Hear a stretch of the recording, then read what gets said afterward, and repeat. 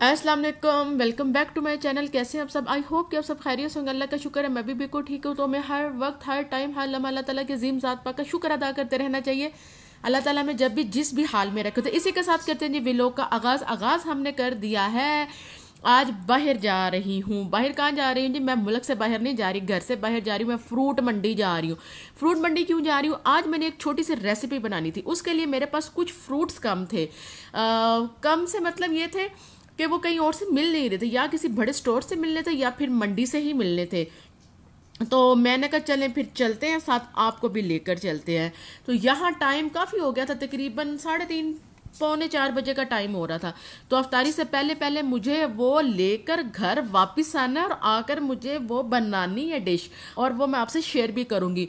तो यहाँ मैंने कहा चलो जी आलू टमाटर प्याज भी ले लेते हैं। प्याज तो जी 1800 से मिल रहा है 5 किलो। मैं तो सुन के हैरान हो गई। मैं कहा चल फिर दे दे, 5 किलो होने चाहिए थे। है मटर थोड़े सस्ते हो गए, सारी सर्दियाँ ये भी 250 रुपये बिके, लेकिन अब ये 100 रुपये बिक रहे थे। मैं कहा चल तू भी पा दे फिर किलो मटर। गाजरें थोड़ी सी ली थी क्योंकि गाजर का हलवा भी मुझे बनाना था। मैं का दिल कह रहा था गाजर का हलवा भी खाने को। मैं कहा चलो जी तुम बना देंगे, तुसी की याद करोगे किस रईस ने ना तड़ा पाला पे है। काम भी बहुत होते हैं, रूटीन के इतने काम होते हैं, आप यकीन करें ख़त्म ही नहीं होते। और फिर घर आई, घर आके सारी सब्जी सारा फ्रूट उधर ही फेंका। फेंकने के बाद मैंने कहा पहले आटा गूंद लूँ सहरी के लिए, ये ना मेरे दिमाग से निकल जाए फिर शहरी में मैं सोचूं अब मैं क्या करूं। ना आटा गूंद सकती थी तो ना फिर कुछ और करने जोगी। मैं कहा पहले आटा गूंद लीजिए। मैं सारी चीज़ें लेकर आ गई थी, लेकिन अब मेरे पास इतना टाइम नहीं था कि मैं इन सब चीज़ों को समेटूं। मैं कह रहा परे करो, परे करने तो बाद पहले मैं ना वो फ्रूट चाट जो मैंने बनानी है ना उसकी कटिंग कर लूँ। सारे फ्रूट्स वो मैंने काट कर रख लूँगी ना, फिर उसके बाद जो उसकी मिक्सिंग होगी ना वो मैं सारी आपके सामने करूँगी। तो बस मैंने कहा साथ साथ मैं ये सारी चीज़ें आपको बता दूं, दिखा दूं कि मैं क्या क्या लेकर आई हूँ। अच्छा, मंडी से फिर काफ़ी चीज़ें अच्छी मिल जाती हैं, थोड़ी रिजनेबल प्राइस पे मिल जाती हैं।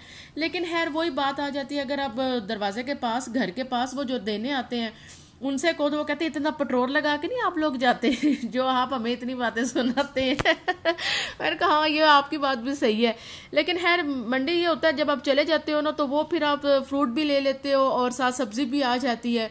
तो वो काफ़ी चीज़ें फिर 15 दिन के लिए ना आप ज़रा फ्री हो जाते हैं, मेंटली फ्री हो जाते हैं कि काफ़ी चीज़ें आ गई, अब हमें लेने की और भागने की चीज़ों के पीछे ज़रूरत नहीं पड़ती। नहीं तो हर सब्जी वाले की आवाज़ सुन के भाई रुके अंकल ये है ये है ये वो सब फिर नहीं करना पड़ता। तो यहाँ जी मैंने कहा चलो जी ये टोकरी टोकरी साफ सूफ कर लिए करन तो बाद जिस तरह प्याज प्यूज पा दिए। इतना महंगा प्याज 1800 तो तड़ी यानी कि 5 किलो प्याज मिले। हद होंगी 1800 भी कितनी कीमत है। मुझे सुन के इतना बुरा लगा, मैंने कहा हद हो गई है भाई, क्या आप लोगों ने इतना महंगा प्याज कर दिया है। तो बहरहाल पता नहीं क्या है क्या नहीं। आलू अलबत्ता सस्ते हो गए तो वो थे 400 रुपये किलो, 400 रुपये किलो नहीं कह रही, सॉरी अल्लाह ना करे कभी 400 पे किलो हो जाए। ये थे 400 के 5 किलो।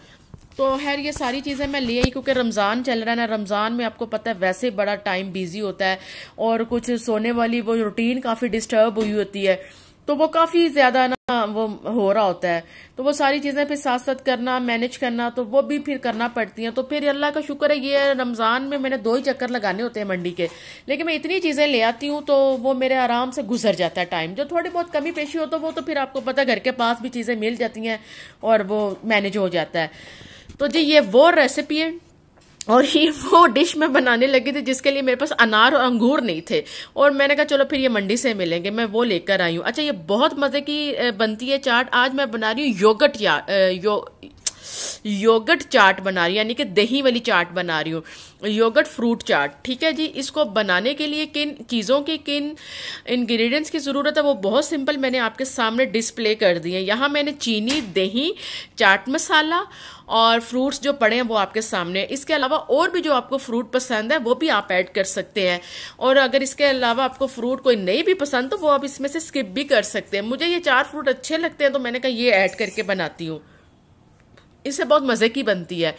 दही आपने डब्बे वाला ले लेना है जो वो नेस्ले का होता है। मैंने नहीं वो लिया, उसकी रीज़न ये है कि मैं तो वैसे घर में दही लगाती हूँ ना, घर में दही बनाती हूँ, तो मेरे पास वैसे दही काफ़ी ज़्यादा थिक होता है। आप नेस्ले वाला डब्बा नहीं होता वो वाला दही 1 डब्बा ले लिएगा।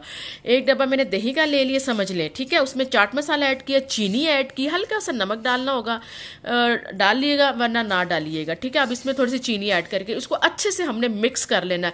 बड़ा स्मूथ सा एक बैटर बना लेना है, क्रीमी फॉर्म में आ जाए। आपने इसको मिक्स बहुत अच्छे से करना है। जब ये क्रीमी फॉर्म में आ जाएगा फिर आप इसको चेक करें, इसका टेक्सचर कितना ज़बरदस्त तैयार हो गया। बस इसमें अब सिंपल आपने सारे फ्रूट ऐड कर देने हैं। सही बात है, ये रमज़ान और अफ्तार की बड़ी ज़बरदस्त स्पेशल चाट कह लें, बड़ी यूनिक और बहुत टेस्टी चाट है। आप इसको ज़रूर बनाइएगा, इसका फीडबैक मुझसे ज़रूर शेयर करिएगा। और ये योगर्ट वाली चाट बहुत ही मज़े की बनती है और बिल्कुल ये वैसी बनती है जैसे आप क्रीम चाट खा रहे हैं।